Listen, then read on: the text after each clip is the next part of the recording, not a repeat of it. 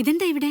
ആ, എനിക്കൊരു ഡോക്ടറെ കാണണമെന്ന് പറഞ്ഞിരുന്നില്ലേ, അദ്ദേഹത്തിന്റെ വീടാ. ഓ, മനോജിന് ഈ ഡോക്ടറിനെ എങ്ങനെ പരിചയം? ആ, എനിക്കല്ല, അച്ഛന്. പണ്ട് ഈ ഡോക്ടറുടെ കേസ് നടത്തിയത് അച്ഛനായിരുന്നേ.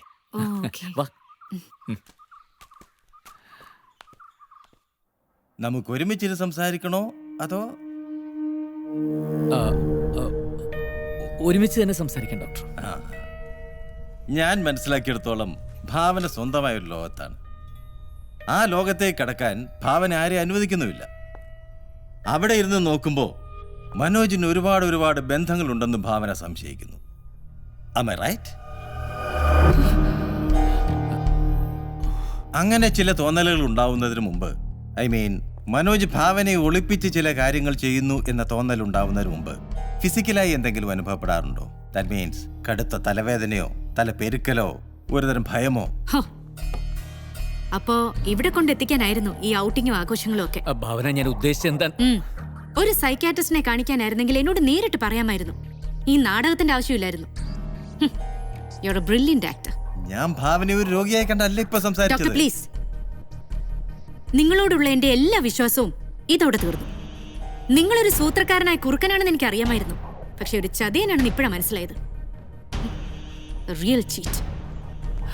ഭാവന, ഭാവന പ്ലീസ്.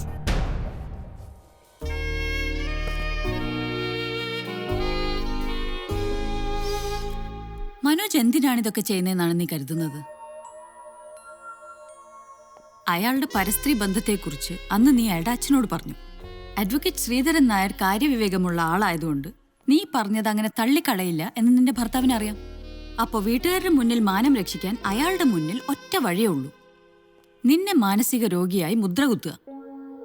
പുരുഷന്മാർക്ക് അവരുടെ പരസ്ത്രീ ബന്ധങ്ങൾ കൂട്ടുകാരുമായി ഒരു കപ്പ് കാപ്പിക്കൊപ്പം ഒന്ന് കുറിക്കാനുള്ള സ്നാക്സ് മാത്രമാണ്. തിരിച്ചതേ നാണയത്തിൽ ഭാര്യ മറുപടി കൊടുക്കട്ടെ. അപ്പൊ കാണാം അവര് തളർന്നു പോകുന്നത്. നീ എന്താ ഉദ്ദേശിക്കുന്നേ? അവർക്ക് വഴിവിട്ട ബന്ധങ്ങളാവാമെങ്കിൽ എന്തുകൊണ്ട് നമുക്കതായിക്കൂടാ? നീ എന്തായി പറയുന്നേ? എന്നെ കൊണ്ട് പറ്റില്ല. I cannot do it. എടി പോത്തെ, അങ്ങനെ വേണമെന്ന് ആര് പറഞ്ഞു? അങ്ങനൊരു ബന്ധം നിനക്കൊണ്ടെന്ന് മനോജിന് തോന്നണം. അതും സമൂഹത്തിന്റെ മുന്നിൽ ഒരു വൃത്തിയിട്ട ഇമേജ് ഉള്ള ഒരാളുമായിട്ടാണെങ്കിലോ? അതോടെ മനോജ് നിന്റെ മുന്നിൽ സറണ്ടർ ആവും. പിന്നീട് അയാളുടെ ലോകത്ത് നീയല്ലാതെ വേറൊരാളുണ്ടാവില്ല. അതാണ് പുരുഷന്റെ സൈക്കോളജി.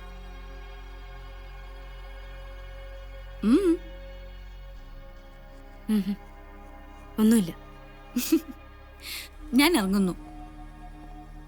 ഈ പുസ്തകം വായിച്ചാണോ? Read it, you like it.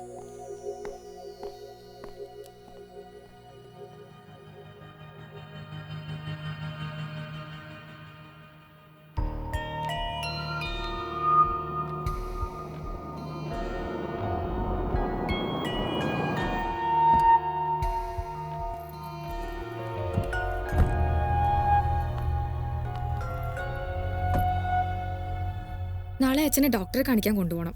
ഞാൻ ഇത്തിരി വൈകും. 11 മണിക്ക് മുമ്പത്തില്ലേ? ഷുവർ.